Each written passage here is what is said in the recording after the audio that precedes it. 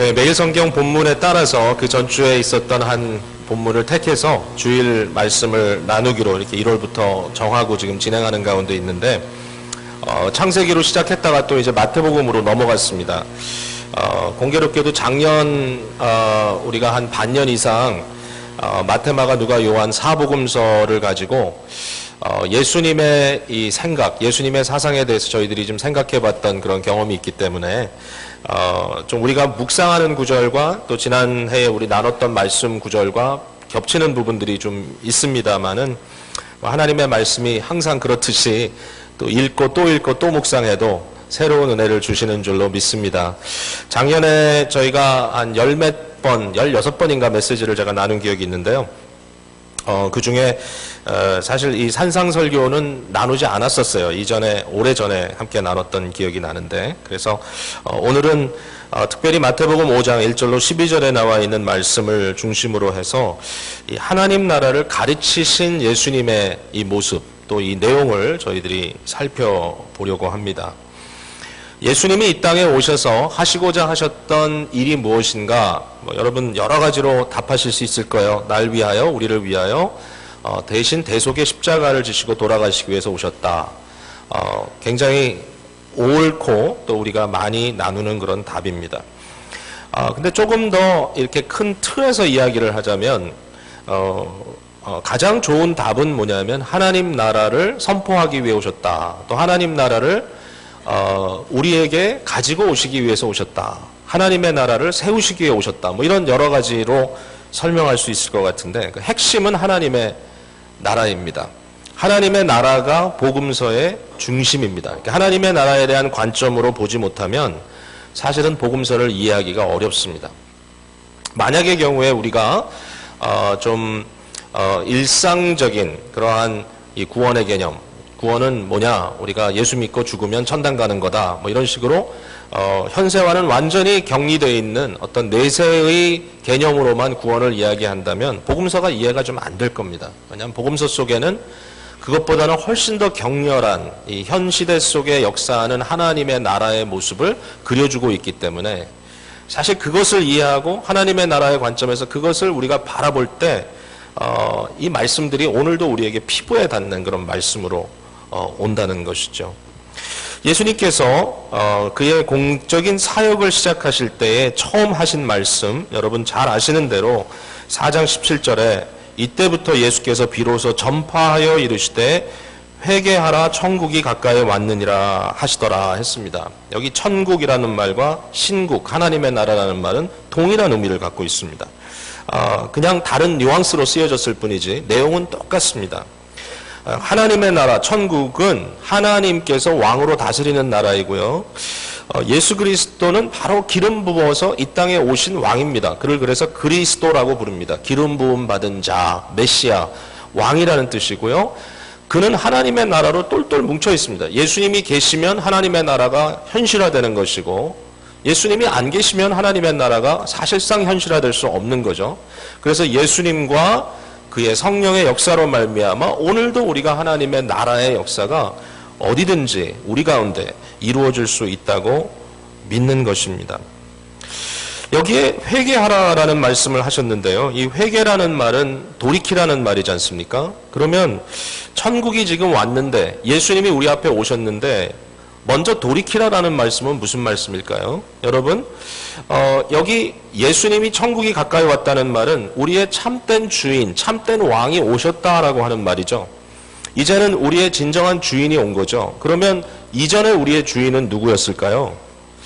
물론 영적인 의미로 이야기할 때는 세상의 권세 잡은 자가 있습니다. 마귀라고도 하고 사탄이라고도 하는 거짓 영들이 세상에서 하나님을 향하여 이 리벨링하는, 이 반항하고 하나님에 대하여 막 반란을 일으키는 그러한 모습으로 실제로 역사하고 존재하고 있고요.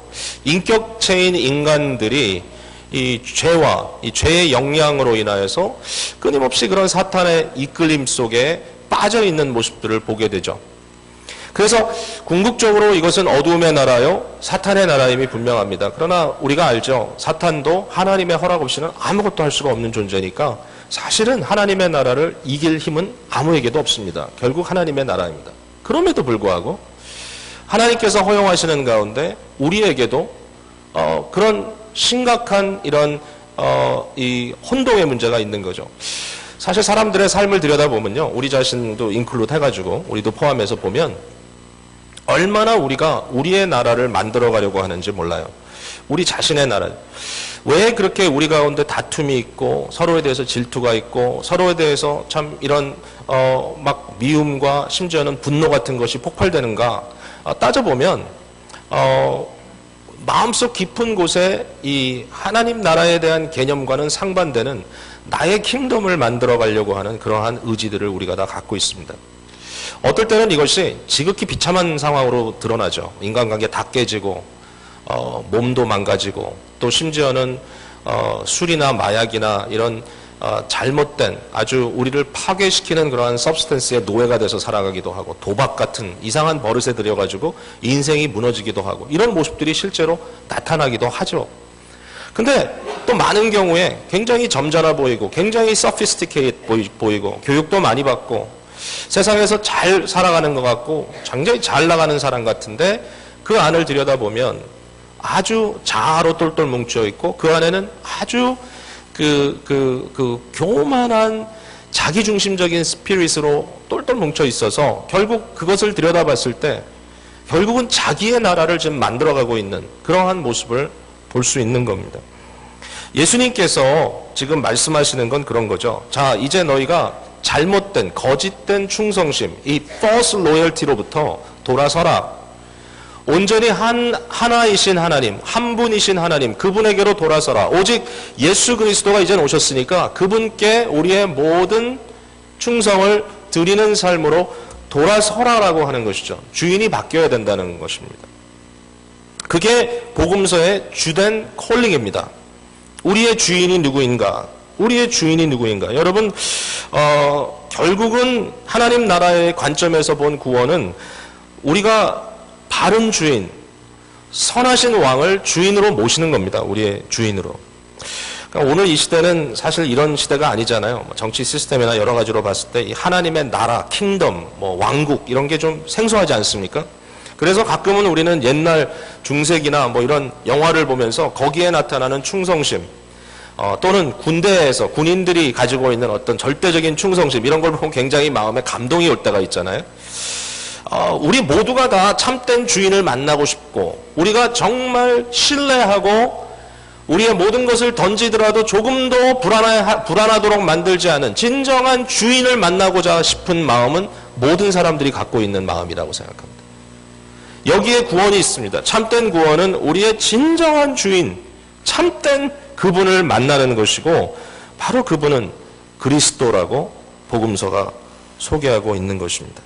회개는 잘못된 주권자로부터 돌아서는 것이고 거짓된 주인으로부터 돌아서는 것입니다. 참 왕을 만나는 것입니다. 여러분, 우리가 어떠한 주인을 만나느냐에 따라 팔자가 바뀌지 않습니까?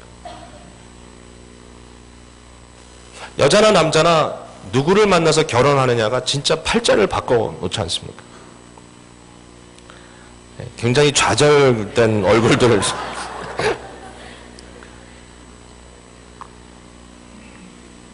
나라도요, 어떤 나라에서 우리가 태어나느냐가 우리의 신분을 바꿔버리지 않습니까, 여러분? 저를 겸손케 만드는 중요한 한 제 개인의 어떤 히스토리가 있다면, 아시는 분도 아시지만, 저희 부모님들은 원래 만주태생이시고, 중국에 두 분 다. 거기서 만나셔서 결혼하셨어요. 일본이 이제 항복하고 독립이 된 그 상태에서 곧바로 고향, 그 부모의 고향인 이북으로 내려오셨다가 전쟁이 터지기 전에 남한으로 내려오셨어요. 두 분만 딱 오셨어요. 저는 제 어렸던 기억은 정말 우린 친척이고 뭐가 없었어요. 삼촌이라고 부를 사람도 없고 이모라 부를 사람도 없고 할머니, 할아버지 물론 안 계시고. 저는 굉장히 심플했습니다, 관계가. 어머니, 아버지, 그리고 형, 누나, that's it. 제가 막내니까. 이렇게 심플한 삶을 살고 저는 그냥 그게 우리의 모습인 줄 알았거든요. 근데 여러분 21세기로 접어들면서 또 20세기 후반기로 가면서 얼마나 이 사회가 복잡해졌습니까? 중국이 문이 열리고 이제는 소위 말하는 조선족, 중국 동포들이 마음껏 한국을 드나드는 시대가 되었죠. 또 북한에 대한 소식도 이렇게 저렇게 흘러나오기 시작하고, 제가 깨달은 게 식구들이 참 많구나. 식구들이 참 많구나. 중국의 심양 쪽에 가면 우리 연결된 식구들이 수백이 된다는 얘기를 들었습니다. 아직 겁이 나서 못 가겠습니다. 심양은 연길은 가도 아직 심양은 못 가봤는데, 이처럼 그 관계들이 참 있는데, 뭐 지금은 상황이 많이 바뀌었습니다만은 여러분 우리 한국이나 또는 미국에 우리가 부르는 소위 부르는 조선족 분들이 오셔가지고 사실은 굉장히 힘든 일들을 많이 하시지 않았습니까? 노동도 하고 식당에서 일하고, 오늘도 식당에 가든지 이런 데 보면 이렇게 보면 저분은 중국에서 오셨구나 알아차릴 수 있지 않습니까? 제가 한국에 나가서 한 번도 본 적도 없고 저랑은 너무 다르게 살아가시는 분들인데, 저의 사촌이라고 소개받은 적이 몇 번 있습니다. 정말 조선족이시더라고요. 저는 제 식구는 좀 다를 줄 알았는데, 그때부터 제 마음속에 내가 바로 조선족이구나. 결국 그렇잖아요. 그 상황에 있었다면 똑같아지지 않았겠습니까? 그게 뭐 그렇다고 해서 뭐 그렇게 비극적인 일이라고 말씀드리는 건 아닙니다만, 어쨌든 우리의 신분이 어떤 상황에 어떻게 처해 있느냐에 따라서 그만큼 달라지죠.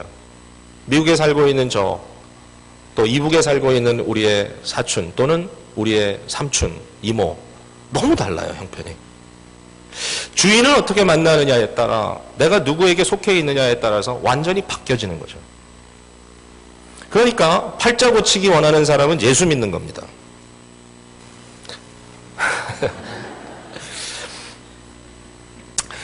이럴 때 조금 혼란스러워요. 그 아멘의 의미가 뭔가.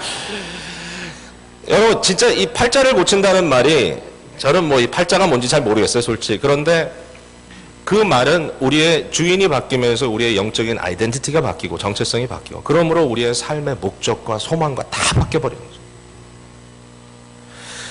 사랑하는 성도 여러분, 혹시라도 지금도 우리 자신을 돌이켜볼 때 우리의 삶 속에 죄와 어두움이 있고, 참 이것이 좀 심각할 만큼 우리를 억누르고 있고, 그래서 아직도 마음이 어둡고 우울하고 끊임없는 욕정과 욕심 속에 내 자신이 제어할 수 없을 만큼 사람들과의 관계 속에서 끊임없는 다툼과 시기와 질투가 나를 어떻게 억제하지 못할 만큼 지금 막 끌고 가고 있다든지,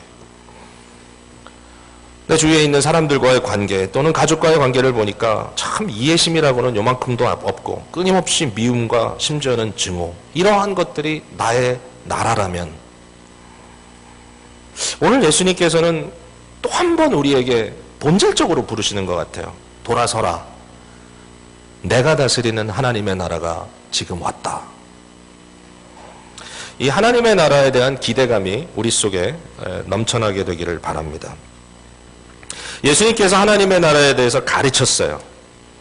4장 23절에 보니까 예수께서 온 갈릴리에 두루 다니사 그들의 회당에서 가르치시며 천국 복음을 전파하시며 백성 중에 모든 병과 모든 약한 것을 고치시니라. 여기에 예수님의 공적인 사역을 세 가지로 이렇게 설명하고 있습니다. 회당에서 가르쳤다, 천국 복음을 전파하셨다, 그 다음에 모든 약한 것과 질병을 고치셨다.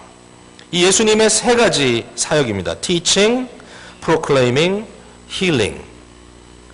근데 이 세 가지의 사역을 정확하게 어떻게 구분할지는 잘 모르겠어요. 특별히 저는 가르친다는 말과 전파한다는 말이 정확하게 딱 떨어지진 않아요. 그래서 저는 이렇게 한번 생각해 봤어요. 이 세 가지가 문법상으로는 딱 세 개로 떨어지는데, 그 중간에 있는 천국 복음을 전파했다는 것이 핵심이고 그게 알맹이고, 예수님께서 천국 복음을 그럼 어떻게 전파하셨는가? 양쪽 날개로 가르치셨고 고치셨다. Teaching and Healing. 그리고 실제로 그 모든 일을 통하여 하신 일은 하나님의 나라를 전파하셨다. 그러니까 오늘 우리가 읽은 이 산상설교는 이 가르침 부분에 해당하는 가장 대표적인 내용입니다.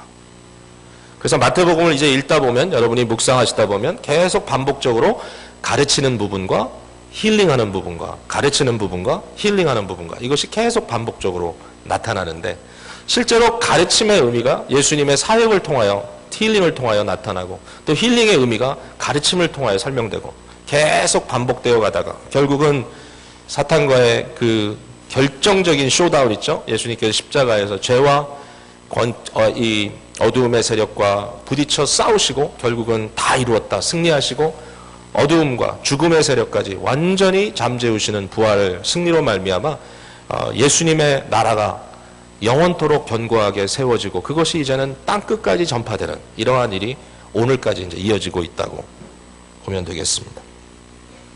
자, 이제 이 팔복이라고 말하는 이 복에 대한 내용을 좀 봤으면 좋겠는데요. 이 복이라는 말은 우리가 뭐 피해갈 필요는 없을 것 같아요. 우리가 뭐 기복, 구복하는 그런 신앙이 아니다. 그러니까 뭐 복받기 위해서. 근데 이제 그럴 때는 우리가 일반적으로 복 그러면 그 복의 개념은 굉장히 세상적인 복이죠. 그렇죠?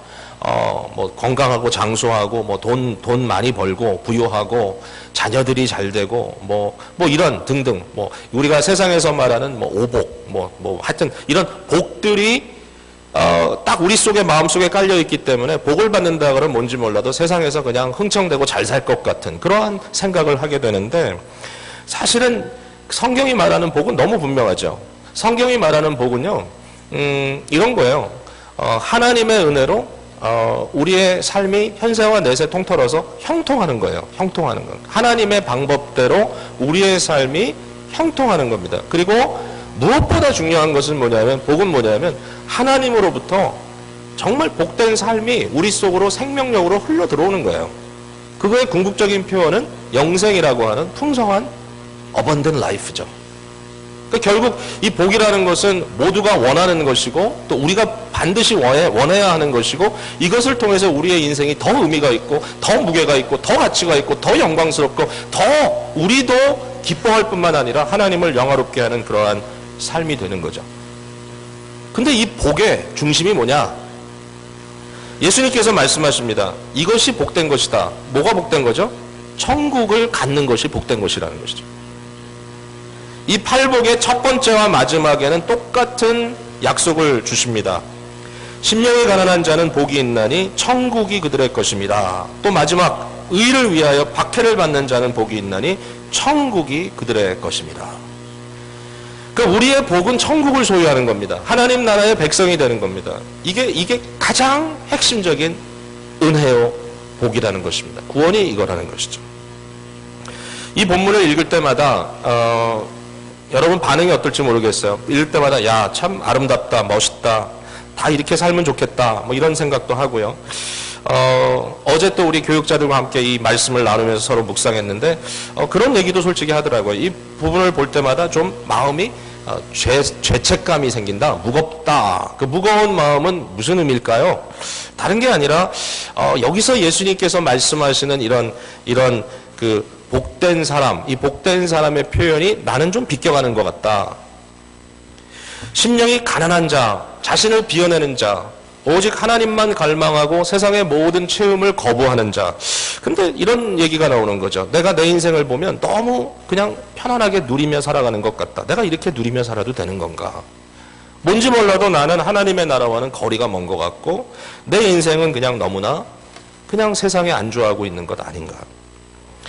여러분, 예수님을 알지만 예수님을 알매도 불구하고 예수님께 온전히 커밋하지 못하는 뭔가 이렇게 마음으로 그래요, 내가 주님만 믿겠습니다, 주님을 섬기겠습니다, 이렇게 못하는 사람들의 심리 속에 저 자신도 한때 그랬던 것 같은데 그 심리 속에 있는 어떤 이슈가 있죠. 그건 뭐죠? 내가 헌신하면, 내가 커밋하면 내 인생 다 말아먹는다, 이런 생각이 있어요. 내가 주님을 섬긴다고 하면, 내가 정말 올인하면 뭐죠? 내게 정말 필요하다고 느끼는, 내가 그거 없으면 못 살겠는데 그런 것들을 다 포기해야 된다라는 생각을 합니다. 하나님을 믿는다는 것, 예수 그리스도를 따른다는 것이 내 인생의 즐거움 다 포기하고 내가 좋아하는 친구들 다 내려놓고 내가 즐기는 행동들 다 못하게 되기 때문에 결국은 뭐죠? 여기서 말하는 것처럼 애통하는 것, 줄이고 목마른 것, 이런 것들만 머릿속에 들어오니까 구원이란 것은 이처럼 애처로운 것이구나, 힘든 것이구나, 고민스러운 것이구나. 또 그 반면에 어떤 분들은 그럼에도 불구하고 헌신하잖아요. 그러면은 내가 대단한 일을 했구나, 내가 뭐 이걸로 섬기고 저걸로 섬기고 심지어는 새로 믿는 분들 같은 경우는 어떨 때는 주일날 일주일에 한번 교회 나오는 것조차도 엄청난 희생을 치르고 있다고 생각합니다. 내가 예수님 따라가는 건 정말 big sacrifice. 교회에서 뭐 한 부분에서 봉사하는 거 엄청난 sacrifice를 내가 지금 하고 있다. 물론 뭐 일반적인 자기 충족적인 사회 또는 사람들의 생각을 가지고는 이 모든 것이 why? 왜 그렇게 고생하냐? 이럴 수 있어요. 그러나 우리가 깊이 들어가 따져보면 과연 그것이 정말 그토록 엄청난 희생이고 엄청난 지금 sacrifice를 내가 하고 있는 것인가? 근데 우리의 개념이 그래요. 머릿속에. 누가 뭐 신학교를 가서 목사가 된다 그러더라. 야, 인생 다 포기하고 고난의 길, 고통의 길, 환난의 길. 여러분, 제가 그렇게 고통스럽게만 사는 것처럼 보입니까? 저 새 차 타고 다녀요. 네? 집도 있고요. 그럼 뭐 가짜 목사입니까? 그렇기 때문에. 근데 많은 사람들의 생각에 뭐 선교 간다. 인생 다 이제 끝났네. 괜히 슬퍼하고 모든 걸 포기한 것처럼. 주를 위하여 천부의 의지 없어서 손 들고 옵니다. 주나를 박대하시면 나 어디 갑니까? 그 찬송 안 부른 지 오래됐죠, 우리. 그러니까 마음속에 갖고 있는 생각이 뭔가 대단히 처절한 삶을 사는 것이 신앙이요, 그것이 구원받은 거인 것처럼 생각할 때가 있고, 그렇지 않으면 내가 너무 인생을 즐기고 있구나, 죄책감 속에 빠져있는 모습들을 보게 됩니다. 근데 예수님의 생각은 좀 다른 것 같아요. 이처럼 우리에게 어떤 희생이라든지 또는 삶에서 우리가 받을 수 있는 핍박 같은 거를 전혀 생각하지도 말라, 그건 아니에요. 맞습니다. 우리의 욕심 어느 한 부분을 끊을 때도 있고요. 내가 별로 좋아하지 않는 사람인데도 만나야 될 때가 있고요. 그렇잖아요, 여러분. 어떨 때는 내가 정말 용서하고 싶지 않은데 용서할 때 있고요. 내가 예수님 몰랐으면 그냥 다 끝장낼 일인데 어떡하죠? 끝까지 붙어서 해결하잖아요. 어렵죠? 힘들죠? 예수님 때문에, 예수님의 레퓨테이션 때문에, 예수님의 이름이 나 때문에, 우리 때문에 피해가지 않도록 하기 위해서 하는 그러한 일들이 분명히 있지요. 그럼에도 불구하고 예수님의 관점에서는 뭐냐면 이것처럼 즐거운 일이 없는 거예요. 하나님 나라가 뭐냐? 하나님 나라가 행복이에요. 하나님 나라가 기쁨이에요. 하나님의 나라가 즐거움이에요. 저는요, 이 팔복의 앞부분의 내용을 강조할 수도 있지만 그 팔복, 이치 그 복의 그 하나하나에 뒷부분에 나와 있는 약속을 한번 들여다보면 굉장히 우리 마음속에 기쁨이 넘치지 않을까라는 생각을 해봤습니다. 저 자신이 그랬어요. 뭐냐면, 자, 천국이 그들의 것입니다. 천국이 그들의 것입니다. 첫 번째, 여덟 번째 똑같이 나오잖아요. 이제 이것을 그냥 저의 어떤 추측으로는 이게 하나의 마태가 이것을 기록할 때 또는 예수님이 이렇게 말씀하실 때 이렇게 말씀하시는 어떤 그 사고 속에, 문학적인 사고 속에 아마도 히브리 사람들이 즐겨 사용했던 소위 인클루지오라고 하는 그런 개념이 여기 담겨져 있는 것 같다. 인클루지오라는 말, 제가 창세기 1장을 공부할 때, 가르칠 때 여러분께 말씀드리는 얘기죠. 수미 상관 구조라는 어려운 단어로 표현되는 말. 수미, 뭐 사실 따져보면 그냥 어려운 말은 아니에요. 수미, 머리와 꼬리. 제일 먼저 나오는 말과 제일 끝에 나오는 말이 상관관계, 서로 상관이 있다, 동일하다는 거예요. 동일한 말이 앞과 뒤에 반복되고 그 사이에 끼어들어가 있는 내용이 바로 그 표지의 말씀을 설명하고 있다라는 거죠. 굉장히 효과적인 방법입니다. 우리가 보통 학교 다닐 때 그 텀 페이퍼 쓸 때, 논문 쓸 때 그렇게 씁니다. 서론, 결론 똑같은 말 반복하고 가운데다 그 내용을 증명합니다. 똑같은 거예요. 예. 수미 상관 구조. 근데 여기에 그러면 하나님의 나라가 뭐냐? 천국이 저들의 것이다. 천국이 뭐죠? 이거를 예수님께서 이렇게 풀어주시는 거예요. 천국은 너희들이 위로받는 것이다. 천국은 여러분 위로받는 곳이에요. 하나님의 임재가 있으면 우리가 위로받아요. 엄청 위로받아요.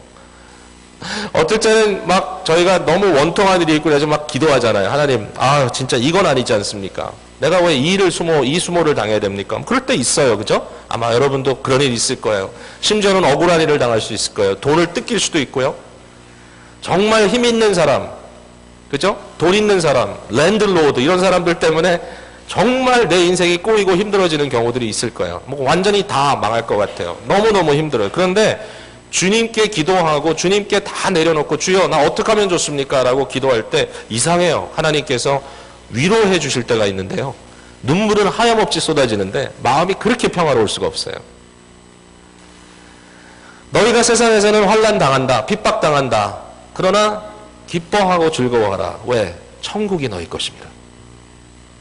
그 안에서 우리에게 주시는 하나님의 한없는 위로가 있어요. 그 위로를 통하여 우리는 정말 놀라운 새로운 능력을 다시 갖고 일어설 수 있어요. 복 있는 사람은 누구냐? 그들이 땅을 기업으로 받는다. 천국은 뭐냐? 땅을 기업으로 받는 것이다. 갑자기 이 얘기를 들으니까 그러면은 땅 부자 된단 말인가? 하나님의 나라는 현세 속에 땅 사는 것인가? 기쁨의 교회도 빨리 땅을 더 사야 되겠다. 뭐 이런 생각을 하십니까? 아니요. 여기 땅을 기업으로 받는다는 말, 특별히 온유한 사람이 땅을 기업으로 받는다는 말은요, 시편 37편 11절에 나오는 말 그대로 인용한 겁니다. 예수님께서. 온유한 자는 땅을 기업으로 받을 것이다. 그러니까 이제 이 말을 이해하려면, 왜 온유한 자가 땅을 기업으로 받느냐? 이 말을 이해하려면 시편 37편을 묵상해 봐야 되잖아요. 근데 시편 37편에 들여다보니까 그 내용이 뭐냐면 이런 거예요. 시편 기자가 시험 들었어요, 마음에. 어떤 시험이 들었나? 아니, 세상을 보니까 이 세상에서 아주 못되고 악한 사람들이 득세하더라. 아주 못돼 먹었는데 보니까 잘 나가더라. 거짓말 뻥치고 막 이런 사람들이 보니까 이익을 얻더라. 정말 막 말도 안 되는, 이건 도저히 상도덕으로는 하진 말아야 될 걸 막 하는 사람들이 보니까 손님을 막 끌어가더라. 너무 구체적인 얘기를 해가지고 갑자기 제 마음이 좀 불안해지기 시작했는데, 우리 살다 보면 그런 문제가 닥치지 않습니까? 정말 이 시편을 쓰고 있는 기자가 마음에 막 원한이 맺힌 거예요. 하나님, 어떻게 이런 일이 벌어지고 있습니까? 그런데 시편을 쭉 읽다 보면 도중에 한번 트랜지션이 확 일어납니다. 그런데 나중에 살펴보니까, 나중에 들여다보니까 악한 자들은 있었던 자리에 흔적조차 없어졌는데 온유한 자들이 땅을 차지하고 앉아있더라. 여러분, 이것은 뭐 현세에 우리가 부동산 부자가 된다 이런 얘기를 하는 게 아니고요. 크리스찬들이 결국은 다 부동산 갖고 돈 번다 이런 얘기가 아니고요. 이 말의 의미는 저는 이렇게 읽었어요. 이 말은 정말 하나님을 의지하고 하나님만 바라고 사는 사람들을 하나님께서 끝까지 버티도록 지켜주신다. 어떨 때는 인생은 버티기잖아요. 억지로 버티는 건 아니고 소망이 있으니까. 그리고 살아가는 가운데 참 어떨 땐 너무 막 좌절되고 실망되고 이래가지고는 안 될 것 같고 막 그러지만, 여러분, 하나님의 나라는, 하나님의 다스림은 어떠냐? 현세, 내세 포함해서 결국 하나님께서 보존하십니다. 여러분 지켜주십니다. 하나님의 나라는 배부르는 것입니다. 의에 줄이고 목마름이 해갈되는 것입니다. 왜? 하나님의 선하심으로 우리를 채워주십니다. 복음의 이 은혜로움으로 우리의 마음을 만족시키십니다. 우리의 심령이 하나님의 은혜로 가득 채워집니다. 할렐루야. 여러분, 세상에서 무슨 만족 위에 사시겠습니까? 정말 하나님께서 우리의 마음에 세상이 빼앗을 수 없는 평강과 만족을 허락해 주시는 줄로 믿습니다. 하나님의 나라는 하나님을 보는 것입니다. 하나님을 대면하는 겁니다. 오늘 이 순간에도 우리는 하나님을 대면하고 있습니다. 믿음의 눈을 열고 우리는 하나님께 예배하고 있습니다. 보좌에 앉으신 그분이 온 세상을 지배하시고, 우리의 삶의 형편이 얼마나 힘들고 어렵다 할지라도, 또 쉐이키하다 할지라도 전혀 흔들리지 않는 하나님의 견고한 보좌가 우리 앞에 있음을 확인하고 살아가는 것입니다. 하나님의 나라는 바로 우리가 그 하나님의 아들이요 딸이 됐다고 하는 것을 인정하고 살아가는 것입니다. 이게 하나님의 나라의 모습입니다. 그러니까 기뻐하고 즐거워하는 거죠. 말씀을 맺습니다. 나는 심령이 가난한 것 같지 않아. 나는 삶의 진정 세상의 악을 보고 애통하는 것 같지 않아. 나는 온유하지 않아. 나는 영악해. 나는 내가 어떻게 해서든지 내 걸 꼭 빼앗고 말아. 근데 그게 아닌 것 같아. 내가 정말 의에 줄이고 목말아 있나? 내가 국률이 여기고 살아가는지, 내 마음이 청결한가? 내가 화평하는 자인가? 내가 의를 위하여 박해를 받고 있는가? 어느 부분적으로 여러분을 타치하는 것이 분명히 있을 겁니다. 그런데요, 이 팔복의 전체를 가장 궁극적으로 완성시키신 분이 예수님입니다. 예수님 스스로 얘기하고 있는 것 같죠? 그죠? 복 있는 사람은 나다. 내가 복이 있다. 내가 하나님의 나라다. 하나님의 나라에 오면 너희도 이 복을 나눠 갖는다. Come. 근데 그 예수님의 모습이 일그러져 있고 슬프고 괴롭고 비참하던가요?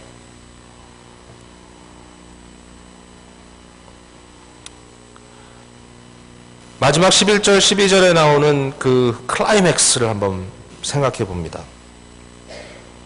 나로 말미암아 너희를 욕하고 박해하고 거짓으로 너희를 거슬려 모든 악한 말을 할 때에 너희에게 복이 있나니 기뻐하고 즐거워하라.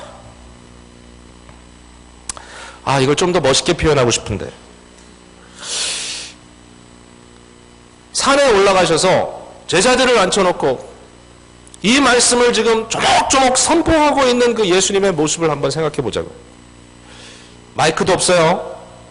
얼마나 많은 사람들이 모였는지 모르겠어요. 아마 꽤 많은 무리가 있었을 것 같아요. 그 사람들, 그 당시에는 참 머리들이 비상해가지고 마이크가 없어도 바람의 방향을 따라서 목소리가 전달되도록 어떻게 멋있게 하셨던 것 같아요. 그래서 그 많은 사람들이 그 소리를 들었을 수 있을 것 같아요. 어쨌든 예수님께서 이 말씀을 전하면서 그 앞에서 외치는 거예요. 기뻐하고 즐거워하라! 그 예수님의 얼굴 표정이 어땠을까? 아무리 흉내를 내려도 지금 조금 어색합니다. 제가 지금 억지로 그걸 표현을 하려니까. 뭐 억지로는 아니지만 하여튼 좀 믿어질 만하게. 쉽지 않나요? 근데 분명히 예수님께서 기뻐하고 즐거워하라. 이렇게는 안 하셨을 것 같아요. 예수님의 그 얼굴의 표정의 모습이 얼마나 밝고 아름다웠을까. 그 순간에 확신에 찬 모습. 하나님의 나라의 백성으로서 복된 여러분, 예수님의 기쁨으로 들어오십시오. 오늘 여러분을 초대하고 계십니다. 예수님께서 이렇게 기뻐하셨던 이유는 바로 하늘에서 너희의 상이 큼이라 라고 말씀하신데 또 중요한 키가 있습니다. 즉 하나님의 나라의 굉장히 중요한 퀄리티는 소망입니다. 소망은 하나님께서 우리의 삶을 통하여 완성시키실 그 하나님의 궁극적인 목적을 알고 있는 것이고, 그 결과를 알고 있기 때문에 그 결과의 기쁨을, 그 결과의 즐거움을 현세, 내가 지금 당하고 있는 이 현실 속으로 끌고 들어올 수 있는 힘이 소망이라고 말할 수 있습니다. 미리 기뻐하는 겁니다. 또 그 기쁨이 헛된 기쁨이 아닌 것은 미래가 확실할 뿐만 아니라 지금도 하나님을 우리를 그와 같이 버려두지 아니하시고 여전히 우리와 함께 동행하시고 계시기 때문입니다. 진정한 소망입니다. 겨울철에는 비행기 타고 다니는 게 참 불안해요. 왜냐하면 꼭 딜레이가 되거든요. 웬만하면 날씨가 어디서 안 좋을지 모르니까. 이왕이면은 눈이 많고 날씨가 추운 지역은 좀 피하면 좋은데, 뭐 어떨 때는 싼 비행기표 얻다 보니까 할 수 없이 시카고 오헤어를 들려야 되고 디트로이트도 들려야 되고. 근데 그때마다 항상 불안한 게 뭐냐면 거기 오늘 날씨가 어떨까. 꼭 가면은 몇 시간 딜레이 되고. 뭐 요새 같아서야 필라델피아도 굉장히 보통 아니죠. 그런 일을 너무 자주 당합니다. 그래서 그냥 어디 여행 어떤 사역 위해서 하여튼 갔다 오면 그냥 마음에 아유 제 시간에만 갔으면 좋겠다 그런 생각이 있어요. 지난번에도 미시간 가는데 필라델피아에서 6시간 딜레이가 됐어요. 떠나질 못했어요. 비행기가 오질 못해가지고. 근데 어디를 갈 때는 그래도 좀 뭔가 마음에 익사이먼트도 있고 또 새로운 것을 간다는 그런 마음도 있죠. 뭐 여행 다니고 있었던 분들. 근데 이제 돌아올 때 너무 피곤하고 지치고 막 너무 힘든데 빨리 가고 싶은데 비행기 보니까 또 2시간 딜레이, 4시간 딜레이. 그래서 거기 앉아 있습니다. 어떨 때는 밤중에 딱딱 척박한 공항 바닥에 자리도 없이 그냥 너무 힘드니까 그냥 쭉 뻗어 누워가지고 가방을 머리에다 메고선 그리고 뒤에다 베고선 누워 있는데 여러분 얼마나 힘들어요 그 순간에. 지치죠. 피곤해. 정말 짜증나. 그러나 그때도 우리 속에 소망이 있지 않습니까? But I will be home soon. 집에 가면 기다리는 사람이 있고, 집에 가면 따뜻한 공간이 있고, 집에 가면 나를 편안하게 해주는 환경이 있고, 집에 가고 싶다. I wanna go home. 그 집에 대한 그리움이 오늘 내가 있는 자리를 miserable하게 만드는 것이 아니라 지금 너무 힘들어도 내가 갈 집이 있기 때문에 그 기쁨에 마음에 엄청난 위로와 엄청난 어루만짐을 받고 있는 것 아니겠어요? 하나님 나라를 살아가는 백성들이 가지고 있는 특권입니다. 우리의 종말, 우리의 마지막은 분명합니다. 하나님께서 여러분을 다 책임져 주실 줄로 믿습니다. 이제 기뻐하고 즐거워하라. 천국이 너희의 것입니다. 이 말씀 듣고 믿고 살아가는 저와 여러분 되기를 바랍니다. 기도하겠습니다.